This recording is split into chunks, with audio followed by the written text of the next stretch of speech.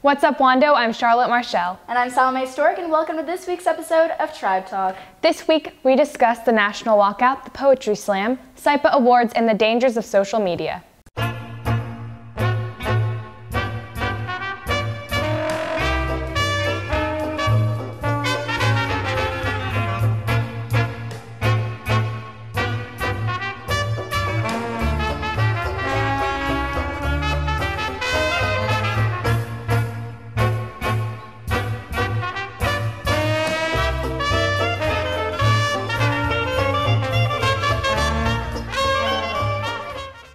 On February 14th, 17 students lost their lives in a tragic school shooting in Parkland, Florida. On March 14th, students from all over the country participated in a nationwide walkout for 17 minutes to honor the students who lost their lives and to take a stand against gun violence in schools. The horrible unfolding situation in Broward County, Florida, with reports of a shooting at a local high school. It's a horrific, horrific day. Confirming that they are responding to an active shooter at Marjory Stoneman Douglas High School in Parkland, Florida. A lot of schools across the nation are using this as a political event to really voice their opinions on what gun legislation in this country should be, where we should go from Parkland and all these other shootings that we've had in this country. But here at Wando, we want to make it as apolitical as possible because we find it as we should be standing in solidarity with these victims, not so much making a stance. In light of the recent tragedy at Marjory Stoneman Douglas High School, Wando is trying to maintain a positive environment while also increasing security steps on and around campus. And one of the things we are doing at CCSD in 5 of our schools is we're doing restorative practices, which is when kids have a conflict, that you sit down and we train student leaders to resolve conflict. So that's a small step in terms of the future generations, and if we can get restorative practices in all of our schools, then kids from a young age, especially ones who are being bullied, have a way to be heard. What legislation can come afterwards, do that outside of school, because right now this is solidarity. This is, we are coming together and we need to just show that we are there for them. No matter where you are or what you're doing. This has been Christian Crone reporting for Tribe Talk. The Wando Rugby Club has become one of the most played and popular sports here at Wando. Even without school funding, they still plan to go to the Nationals. Today, we take a deeper look into the Wando Rugby Club. I think we're going to do really good. We have a strong team this year. We had some good players last year, and we're also carrying through because we had some good sophomores and juniors last year, and they're playing again for us this year. So it'll be great. The coaches are awesome. Coach Guy, Coach Shep, Coach Chris, Coach Jack, Coach Simon, Coach K, they're all really good coaches, and they've taught me everything I know, and they teach everybody what they know, so it's very good. Rugby's a passion. I grew up playing rugby. It's part of my life. It's just ingrained. I love the transition from player to coach, and coaching and teaching these kids the game that I love. I think Wando is a great high school. You've got a great rugby team who are one of the best in the country, the best certainly in South Carolina and potentially North Carolina at the moment, and it's something the school should be very, very proud of, to have that your high school name up there nationally in those lights. It's great for the school, it's great for the community, it's great for Mount Pleasant. This has been Aiden Lassiter reporting for Tribe Talk. While the variety of clubs here at Wando never fails to impress its students, the new American Sign Language Club addresses one of the least common forms of communication in the world. This club hopes to connect the hearing impaired with the Wando students. We take a look at how this new club benefits the community. I think that it can bring communities together, not just students, but families as well. You never know who may be in your neighborhood who may need these kind of things, and in your church or in other places. I think it's important to learn sign language because it's a way for you to be able to communicate with people who you wouldn't normally be able to communicate and make them feel comfortable and be able to confide into you, and I feel like that's a very important part. One of the biggest struggles I have is driving. Some of the things that I cannot hear are the police sirens, the ambulance sirens, the fire truck sirens, and I definitely cannot hear a car horn at all. So I'm basically driving without hearing. It's really frustrating, you know, answering the phone, so many everyday things. Now that I have kids, when they were babies, I couldn't hear them crying. I was constantly, I had my eye on them.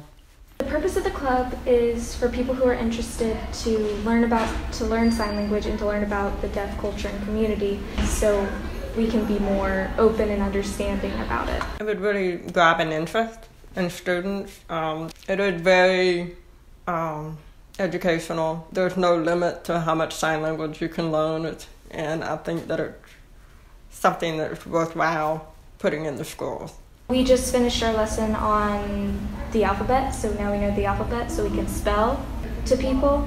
Then I'm hoping to do numbers next, and from there we'll try to go phrases and stuff, you know, take it little by little. This has been Lauren Colkin and Lex Helwig reporting for Tribe Talk. Wando's literary magazine, The Outlet, hosted a poetry slam on March 8th. The slam gives students the opportunities to share their poems with their peers. David Schellinger has the story. On March 8th, Wando's literary magazine, The Outlet, hosted a poetry slam for students to showcase their talents. The event included poetry, music, and other festivities.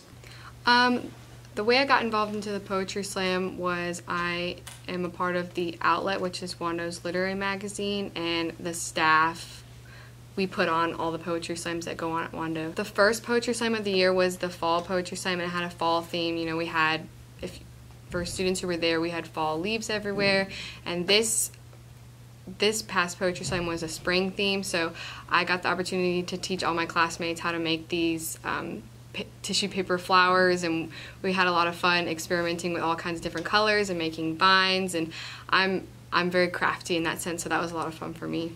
It's just a place where you can really be raw about your emotions, but not say everything that you need to say. It's not like a rant, but it simplifies the way that you express yourself, in my opinion. You can read anyone's poetry, and I decided to read a piece written by a fellow staff member. Her name is Sophia, that we wrote for competition that we had just gotten back from, and yeah, it was a beautiful poem and I thought it needed to be read.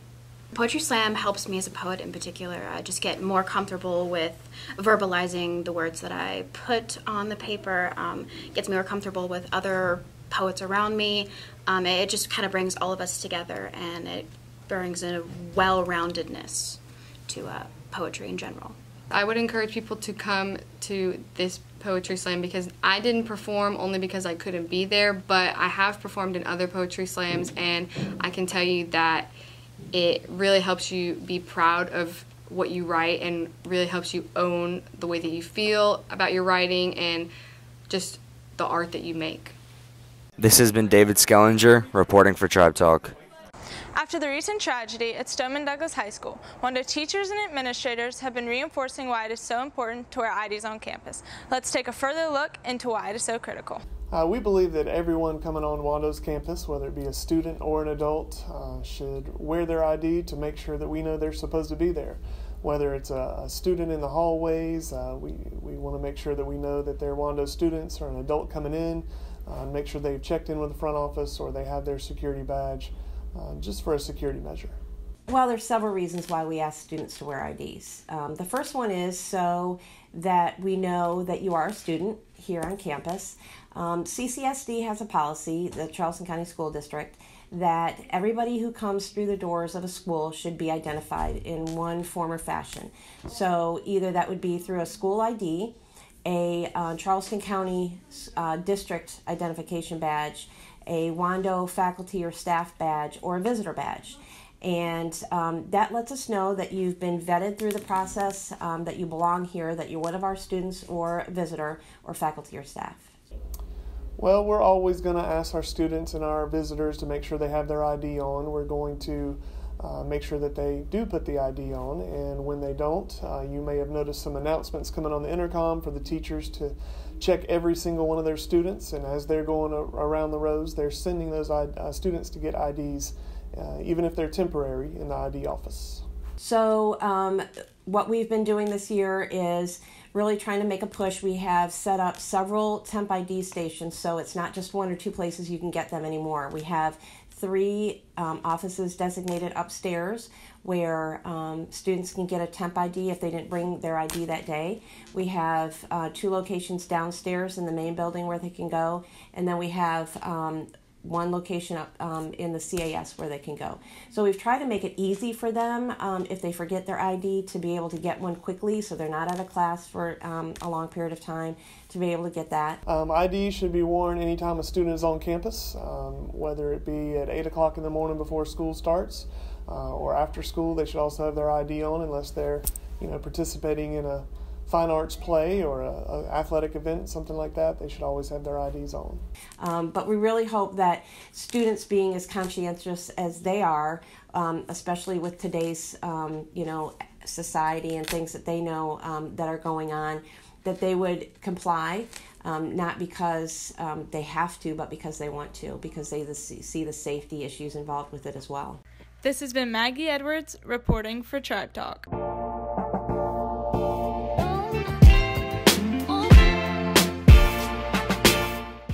I always knew that there were 2 things that were definite in my life, right?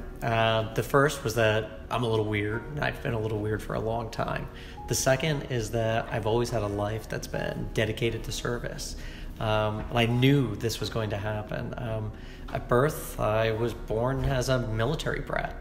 My parents will tell you I wasn't born, but I was actually, I was hatched.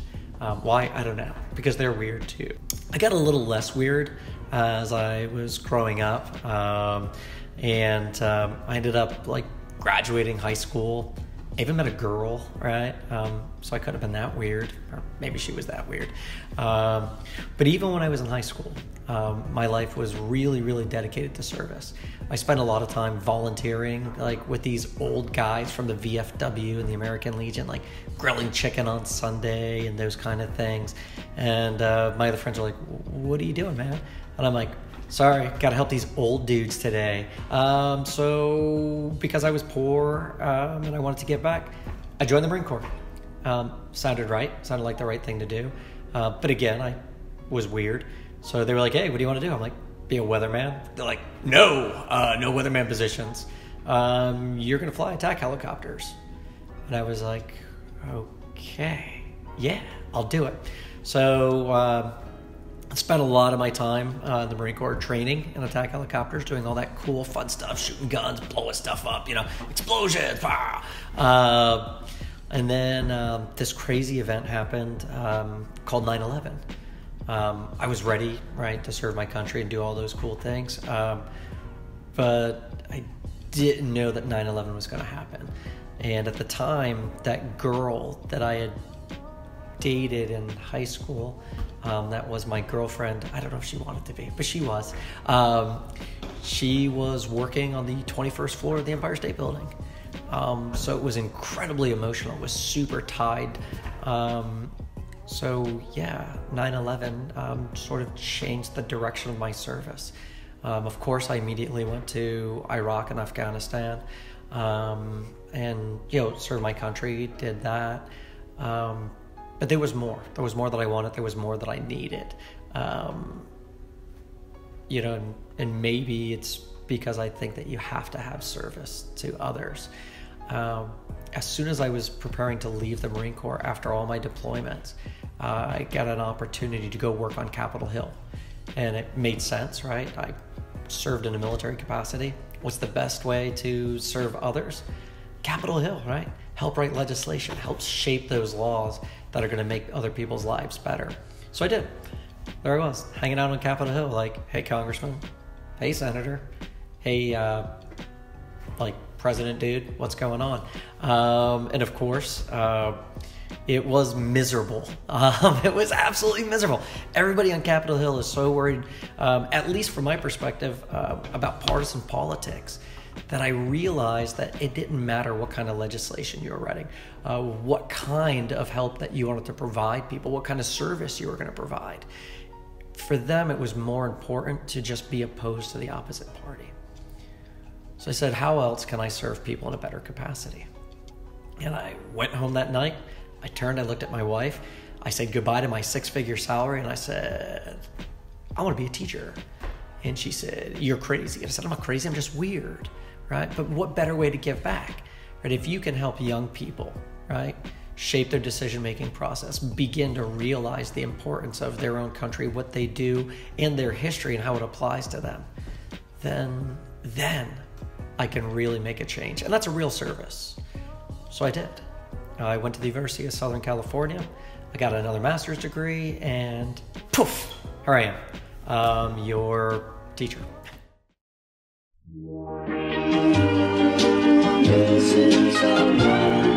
Missing someone. With all your I am sad and so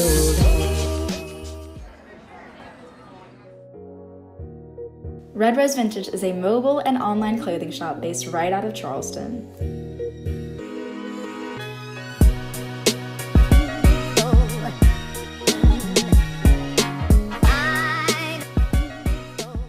The vintage comes from around the country. They look through thrift stores and flea markets on a weekly basis to find the best pieces.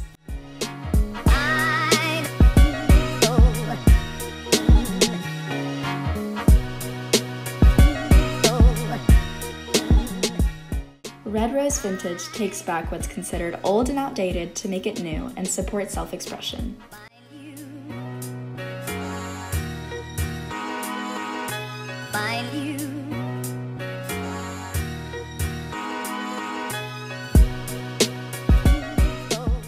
This has been Salome Stork reporting for Tribe Talk.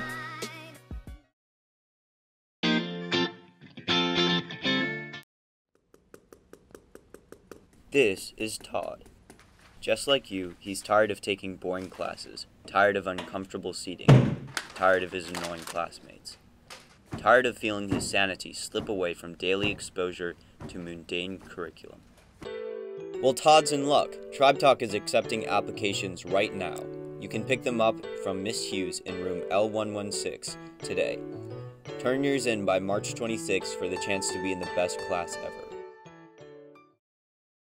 Miss Wando was held on March 10th with a variety of categories to judge the girls, including an opening statement, a talent, and answering a thought-provoking question.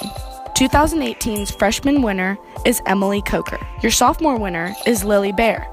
The junior winner is Chantel Graddick, and your senior winner is Jayla Moss. Finally, your 2018 Miss Wando is Faith Mitchell. Congratulations to all that competed in this year's pageant.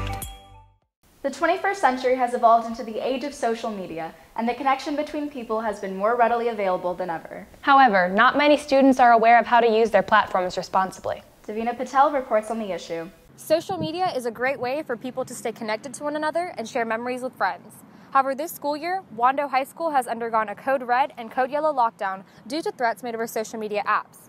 Because of this, many people believe apps such as Snapchat or Instagram can be dangerous to others. I don't think social media is completely good or completely bad. You know, at the end of the day, it's just another means of communication, kind of an evolution of how we, interact with each other. And so whether you're a person or a brand or a business, you join some sort of social media to interact with someone else, to communicate with someone. When you're really dedicated to social media and you're just sitting on your phone the entire time, just posting on Instagram or whatever, that's probably a big problem.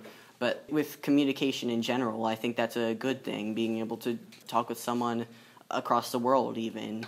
You're always going to have those people that constantly beat people down, bully people. You'll have that in any kind of form. Some people may view it, and it's always going to be abused by somebody. What our goal should be and what people's goal should be is to keep it positive dialogue, and kind of ignore the people that try to bring it down. People were telling the teacher that somebody had posted on their Snapchat that it was something bad is going to happen at 9:28. But then the teachers kind of reported it, and then we got the announcement that there's a Code Yellow going on. I was stuck in a closet with 6 other people, and so no one dared to talk, but we were all on our phones, and it was just this circling crazy, I heard there's a helicopter on the roof, I heard there's a this, that, and the other thing.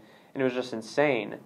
And so it's interesting because the whole Code Red was catalyzed by some misunderstanding over social media that ended up spiraling out of control and beyond reality over social media, over these rumors that don't involve you talking with another person's face. Be careful what you put out there. A lot of times you unintentionally say things that you didn't mean to say. So just be careful. If you have to think twice about it, don't put it out there. This has been Davina Patel, reporting for Tribe Talk.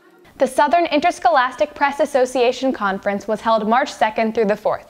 Wando's journalism programs such as Tribe Talk, Literary Magazine, The Legend, and Tribal Tribune all competed against 500 other journalists. Ellie Deputy gives us more information. Earlier this month, Wando's broadcasting journalism program, Tribe Talk, yearbook, newspaper, and literary magazine won various individual awards at the Southern Interscholastic Press Association in Columbia. Congratulations to all the winners, and a special congratulations to yearbook, newspaper, and literary magazine, who won all Southern. And congratulations to Tribe Talk, who placed in a superior rating.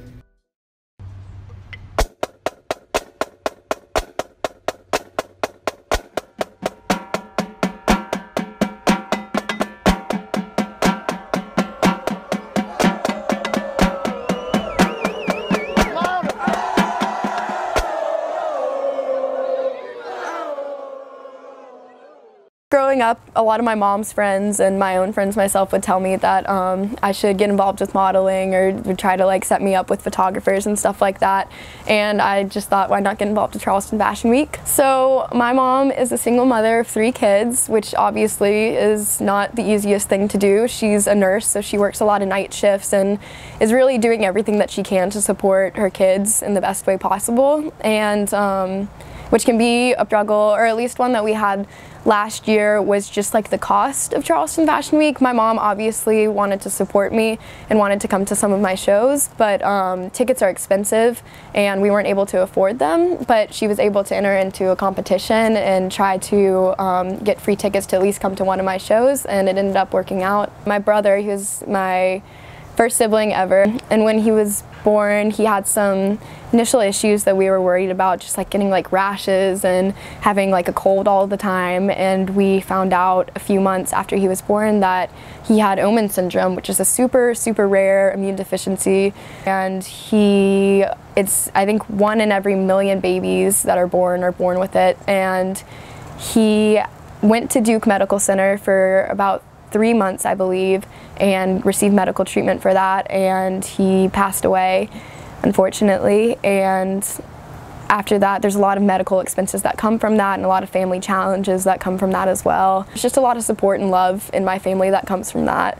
And we've become stronger, but we've made sure to like not forget about Hayes and always keep him in our mind. And we've done a lot to like raise money for his cause too. And he died when I was in 6th grade, but in 7th grade, there's this program called March of Dimes, and we worked with them as a representative. And I went from door to door and raised over $1,000. This has been Alex Bavosa reporting. Wando. Here, excellence is standard. For us, sports are more than just a hobby. They are our passion and our purpose. We are driven by the success of those before us. Because here, championships are expected, and winning is in our blood. We are Wando, and we are warriors.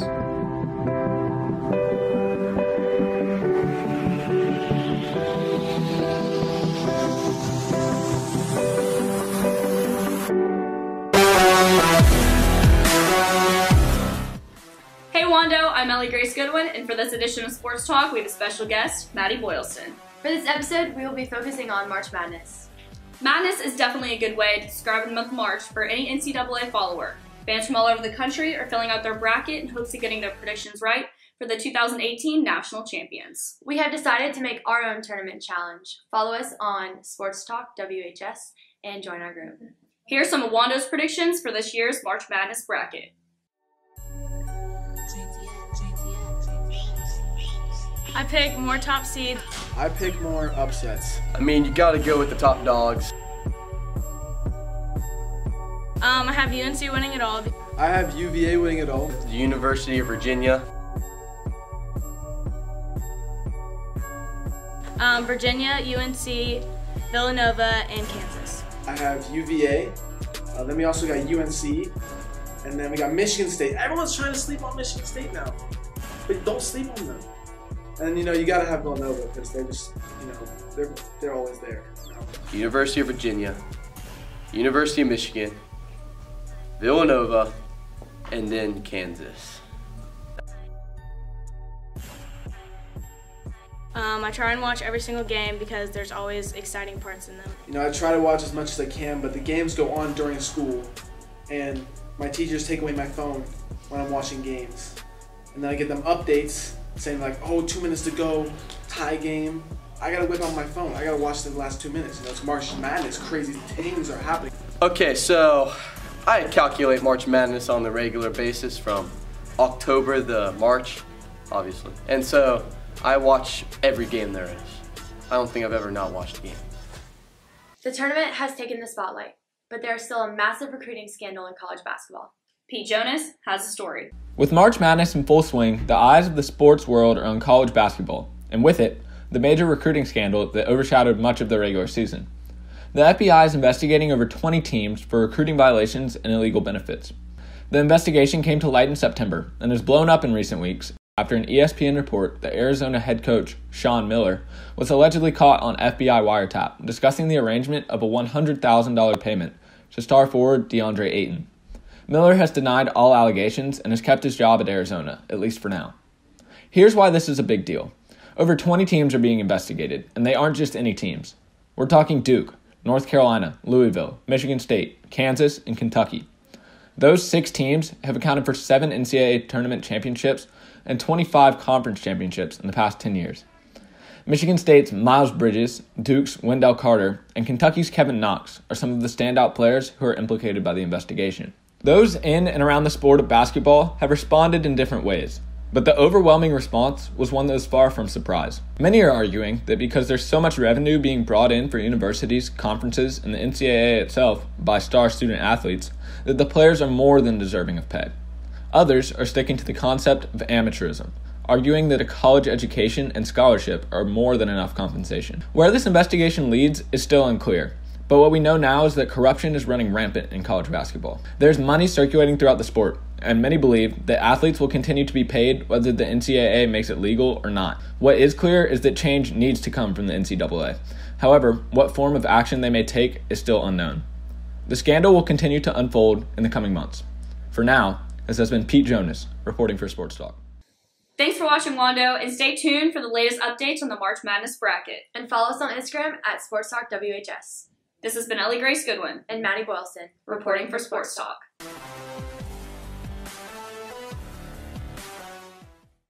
Thanks for watching, Wando. Make sure to follow us at Tribe Talk WHS on Snapchat and Instagram. And seniors, don't forget to send in pictures and videos from your high school careers to wandoseniors2018@gmail.com to be featured in our senior episode. This has been Salome Stork and Charlotte Marshall signing off.